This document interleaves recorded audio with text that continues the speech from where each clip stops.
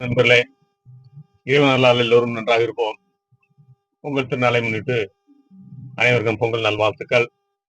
பெரியோர்களே, சகோதரர்களே, சகோதரிகளே, இந்த இனிய நாளில் நாம் 12 லக்னங்களுக்கும் இந்த குரு பயிற்சி எப்படி இருக்கும் என்று பார்த்து வருகிறோம். அதிலே உங்களுக்கு கடக வீட்டில் குரு உச்சம் பெறுகிறார். அவர் என்ன செய்வார்? இப்போது பார்ப்போம். நீங்கள் தனுசு லக்னமா? உங்களுக்காக இந்த வீடியோ. நீங்கள் நண்பர்களே, மிக முக்கியமான காலகட்டம் நண்பர்களே. ஏனென்றால் உங்கள் லக்னத்திற்கு சொந்தக்காரர் அவர். லக்னம் குருவினுடைய வீடு, 4ஆம் வீடு மீனம். 1, 4ஆம் வீடு சொந்தக்காரர். அது ஆட்சி வீடு குருவுக்கு. 4ஆம் இடம் சுகஸ்தானத்தை குறிக்கும். லக்னம் என்பது நீங்கள். இந்த 2 வீட்டுக்கும் ஆதிபத்தியம் பெறுகின்றார் குரு பகவான். அதே நேரம் தற்போது உங்கள் தனுசு லக்னத்திற்கு 8ஆம் வீடான கடக வீட்டில் மறைந்து உச்சம் பெறுவதால் இதை அஷ்டம குரு என்று அழைப்பார்கள். நீங்கள் கவலைப்பட தேவையில்லை. அவர் அங்கே உச்சம் பெறுவதால் பலன்கள் மாறுபடும். அஷ்டம குரு பயப்பட தேவையில்லை நண்பர்களே. 8ல் மறைவது கஷ்டம் என்பார்கள். தனுசு லக்னத்திற்கு குருவே லக்னாதிபதி என்பதால் அவர் உச்ச வீட்டில் அமர்வது கெடுபலனை குறைக்கும்.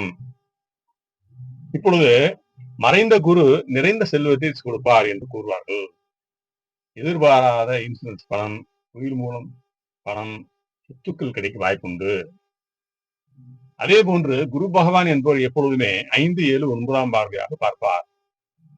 இந்த பார்வையினுடைய பலம் மிகவும் வலிமையானது நண்பர்களே. அது உச்சம் பெற்று பார்க்கும் பார்வைக்கு தனி பலம் உண்டு. இப்பொழுது குரு அமர்ந்த வீட்டின் பலனை விட எப்பொழுதுமே குரு பார்க்கும் இடத்தின் தன்மையை சிறப்பாக செய்வார். அதை சிறப்புற செய்வார். மென்மேலும் வளர வைப்பார். அங்கே உள்ள எந்த கிரகங்கள் அங்க இருந்தாலும் சரி. இப்போ உங்க லக்னத்துக்கு 4ஆம் வீட்டுல 2 கூடியவன் சனி 4ஆம் வீட்டில் இருக்கின்றார்.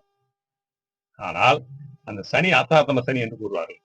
இப்பொழுது இவருடைய பார்வை அங்கே விழுகிறதால் உங்களுக்கு அந்த சனி பகவானின் வேகம் குறைந்துவிடும். ஆகவே குரு அமர்ந்த வீட்டின் பலனை விட பார்க்கும் வீட்டின் மூலம் பலம் அதிகம் நண்பர்களே. இப்போது பார்ப்போம். 5ஆம் பார்வையாக 12ஆம் இடம் விருச்சகம் வீட்டை பார்க்கிறார். உங்கள் லக்னத்துக்கு 12ஆம் பாவம் விருச்சகம். அது விரயஸ்தானம் என்று கூறுவார்கள். அயன சயன போகஸ்தானம் என்று கூறுவார்கள். அதனால் உங்களுக்கு திருமணம், சுப நிகழ்ச்சிகள் அனைத்துக்கும் வீடு காட்டுவது, வாங்குவது, எல்லாவற்றிற்கும் சுப நிகழ்ச்சிகளுக்கு பணம் விரயமாகும். இதுதான் குரு செய்வார். அதே போன்று வெளிநாடு செல்லும் வாய்ப்புகள் அமையும். அடுத்து 7ஆம் பார்வையாக 2ஆம் வீட்டை மகர வீட்டை பார்ப்பதால் குடும்பத்தில் மகிழ்ச்சி நிலவும். சுகஸ்தானம் அது. 2ஆம் இடம் குடும்பஸ்தானம், வாக்குஸ்தானம். ஆதலால் பேச்சாற்றல் மூலம் உங்களுக்கு ஒரு வருமானம் ஈட்டும். பேசுவதால் ஏற்படக்கூடிய தொழில் செய்பவர்கள் அனைத்துக்கும் ஜோதிடர்கள் மற்றும் புரோக்கர்ஸ் கமிஷன் வாங்குவாங்க. மேற்கொண்டு இந்த திருமண புரோக்கர்கள் அவருடைய பேச்சினால் அனைவரும் நல்ல பலன் அடைவார்கள் நண்பர்களே. ஆகவே இந்த 9ஆம் பார்வையாக மீன வீட்டை பார்க்கின்றார். உங்கள் லக்னத்திற்கு அது 4ஆம் வீடு.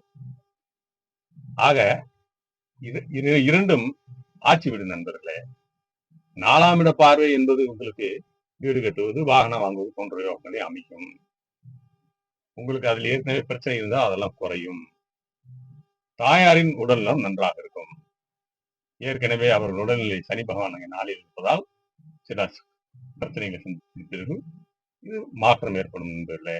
அவருடைய அன்பு கிடைக்கும். 8ல் குரு இருப்பதால் ஆரோக்கியத்தில் சிறு சிறு உபாதைகள் ஏற்படும். உணவு பழக்க வழக்கத்தில் கவனம் தேவை நண்பர்களே. முக்கியமாக கொழுப்பு சத்துள்ள உணவுகள், ஸ்நாக்ஸ் மற்றும் கொழுப்பு சத்துள்ள உணவுகள் எது எது நம்ம தவிர்க்க வேண்டுமோ அவை அனைத்தையும் தவிர்த்து விட்டு குறைத்து விட்டு என்பது நல்லது. உடலில் எடை அதிகரிப்பதால் ஏற்படக்கூடிய பிரச்சனைகள் எல்லாம் ஏற்படும் 8ல் இருப்பதால்.